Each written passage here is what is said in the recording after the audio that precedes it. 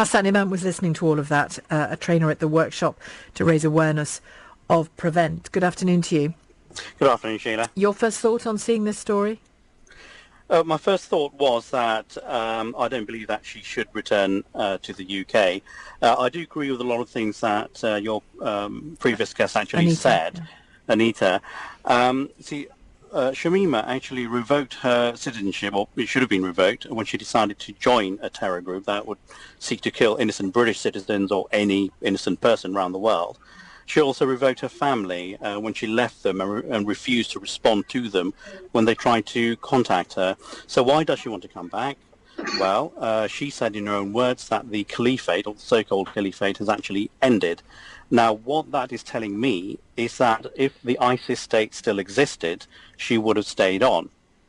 Hence, when Anita said, well, she must have been really sad because of the death of the two children, well, that sadness would not have encouraged her to come back to the UK and think, oh no, ISIS is a terror group, I have to come back.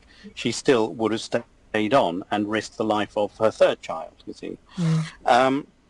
Now, obviously we have to abide by the law. I mean, it's all well and good saying, oh, well, she shouldn't come back, so where should she go then, is the question.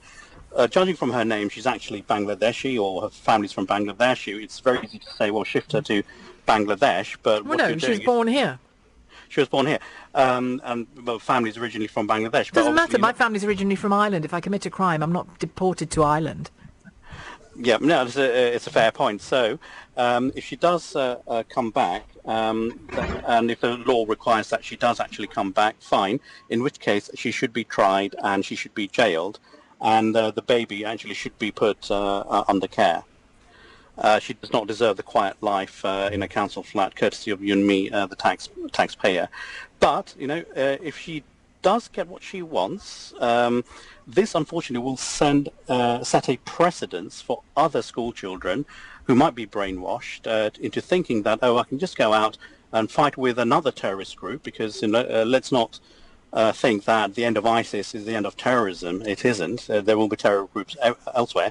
So they'll go and fight out there, thinking that, oh, I can always come back to the UK and live a comfortable life, a Western lifestyle. So it'll set a very bad precedent. What about the desire, because I have this desire to know how this radicalisation works, if that's what we're looking at, and I've never met the girl, I don't know what she was like before, I don't really know, maybe she's an evil genius, I have no idea, but maybe she is just a kid that was radicalised. Isn't it better that we really get beneath that and find out what that really looks like in her case and what lessons for others can be learned? Maybe young 15-year-old Muslim girls and boys looking at this story really need to know her story in depth. I agree with that. That's a fair point. And we can garner that information while she's in jail here in the UK. If we are looking at rehabilitation, yes, I believe people like her should be rehabilitated. But let's look at Anjam Chowdhury. He was in jail. Was he rehabilitated? I don't think so. And also talking about but it depends what you find, doesn't it?